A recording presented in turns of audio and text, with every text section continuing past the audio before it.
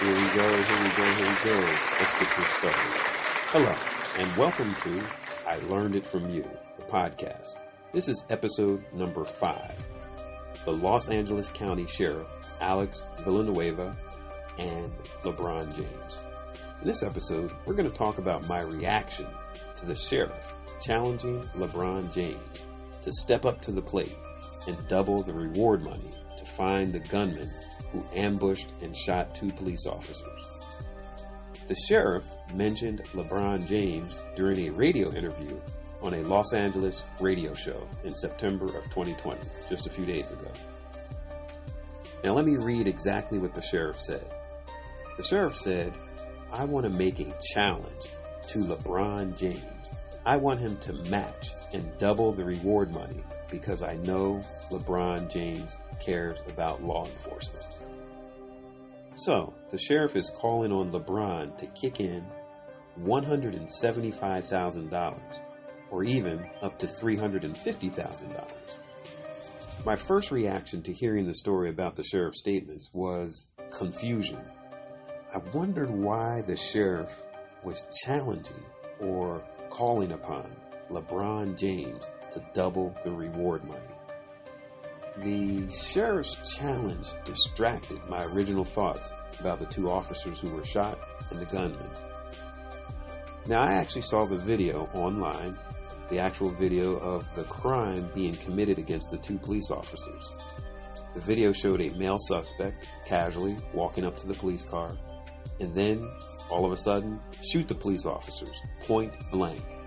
My first reaction was disbelief, anger, and sadness. I could not believe what I was seeing. It was shocking. It was scary. I just hoped that the shooter would be immediately caught and brought to justice as quickly as possible. In my opinion, the sheriff's challenge was flat out unusual, especially when compared to the hundreds of other public requests for help in solving crimes. The sheriff's challenge simply causes people to debate and take sides. In other words, his challenge comes across as divisive, and it takes away from the direct focus of capturing the suspect who actually broke the law. Over my lifetime, I've heard many different announcements about reward funds being set up to help gather leads to solve many different types of crimes. But this is the first time I've ever heard a sheriff challenge or call upon a specific member of the public to double a reward fund by solely adding a large 6-figure sum. In my opinion, that's not normal. But what is very, very, very normal is for the public to express outrage when many different types of crimes are committed. It's very normal for the media, well-known people, celebrities, community leaders, and politicians to publicly comment on many different types of crimes that happen. That's very, very normal. So why does Sheriff Villanueva focus on LeBron James, one member of the community? What's his fixation on LeBron? The only one who can answer that question is the sheriff himself. Now, sure, I can suggest reasons why the sheriff decided to focus on LeBron James, but that doesn't really help anything. One question does come to mind, though.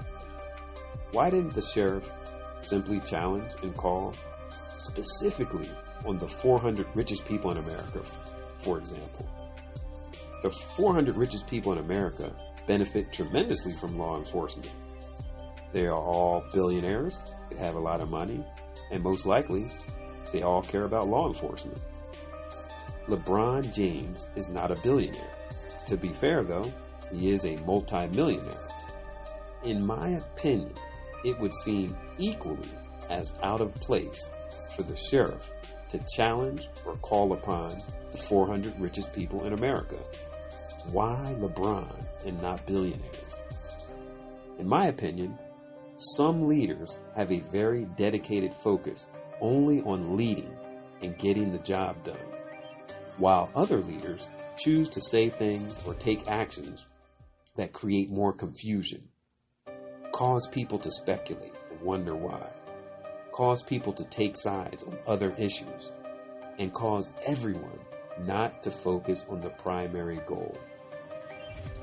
Let me give you a short summary of 6 different events leading up to the sheriff challenging LeBron James.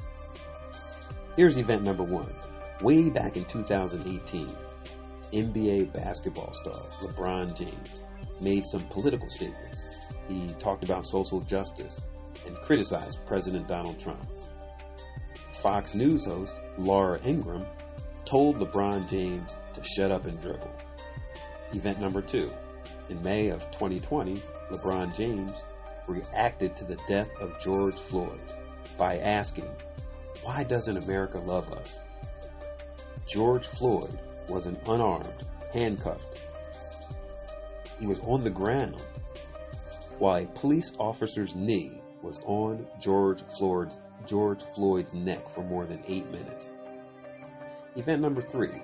In August of 2020, LeBron James demanded justice for Breonna Taylor. She was fatally shot by police officers in her own home, and no police officers were charged with a crime. Event number 4. In August of 2020, LeBron James reacted after the shooting of Jacob Blake, saying, "F this man, we demand change. Sick of it!" Exclamation point. Jacob Blake was shot in the back 7 times by a police officer. Event number 5. On Saturday, September 12, 2020, a gunman approached and began shooting at 2 Los Angeles County police officers while they sat in their patrol car. Both officers suffered critical gunshot wounds, and the gunman escaped. Event number 6. A few days later, during a radio station interview, the Los Angeles County Sheriff, Alex Villanueva, challenges LeBron James to step up to the plate and add $175,000 or up to $350,000 to add that money to the reward fund to help find the gunman who ambushed and shot the 2 police officers. In my opinion, the sheriff's challenge is an unusual focus on a specific individual, and it does not feel like a normal response from a sheriff. Here's another way to look at this situation.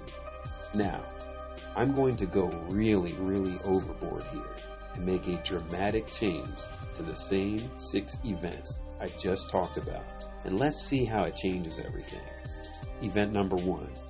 Way back in 2018, the white American basketball star, NBA basketball star LeBron James makes some political statements, talks about social justice, and criticized the white American president, Donald Trump. A white American Fox News host, Laura Ingraham, tells white American LeBron James to shut up and dribble. Event number 2. In May of 2020, white American LeBron James reacted to the death of white American George Floyd by asking, "Why doesn't white America love white Americans?" White American George Floyd was unarmed, handcuffed on the ground, while a white American police officer's knee was on the white American George Floyd's neck for more than 8 minutes. Event number 3.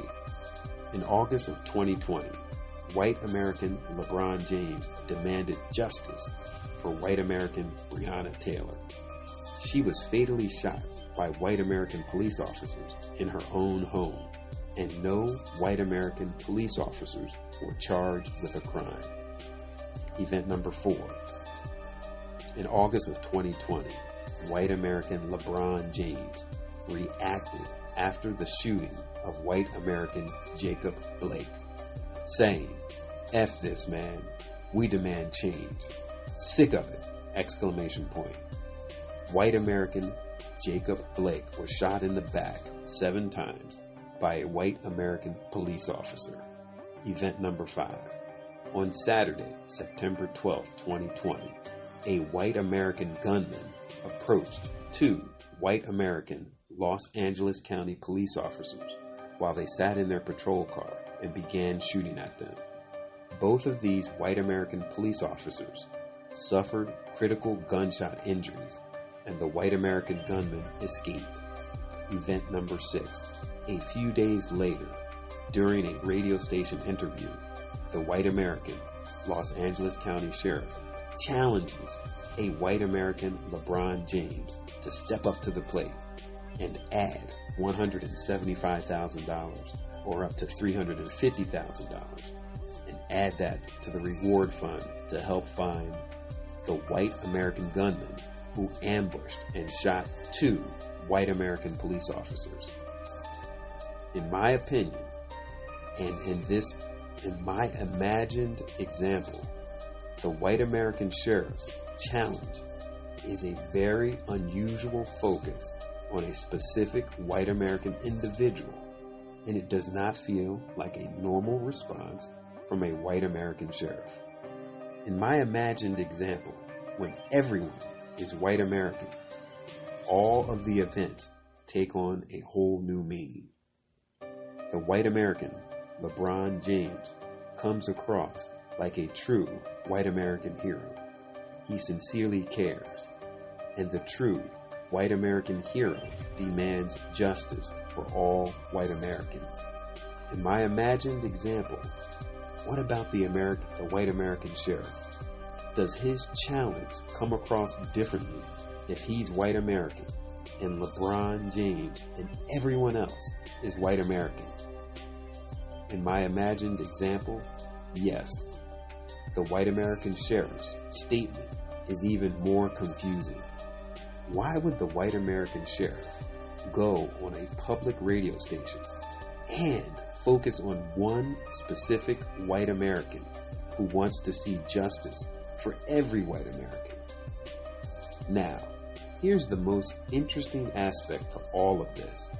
In all of these imagined events that I just described, when everyone is imagined as a white American, if you find that your opinions have changed about any of the real people involved, or your opinions have changed about any of the events, you might actually be judging people and events based upon the color of someone's skin. You might actually be judging people and events based if they are a black person or if they are a white person. So, if we use our imagination and imagine these recent events, it can uncover something about each of us individually that we might not have noticed before. Think about it. Just think about it just for a moment. If we use our imagination and make everyone white American, we would all see situations of justice and injustice more clearly. But guess what? That does not mean if America was all white, everything would be easier or better. What it really means is instead of saying and thinking white American, simply say and simply think human. If we make everyone human, we would all see situations of justice and injustice more clearly, and laws would be changed immediately. Let me say that one more time.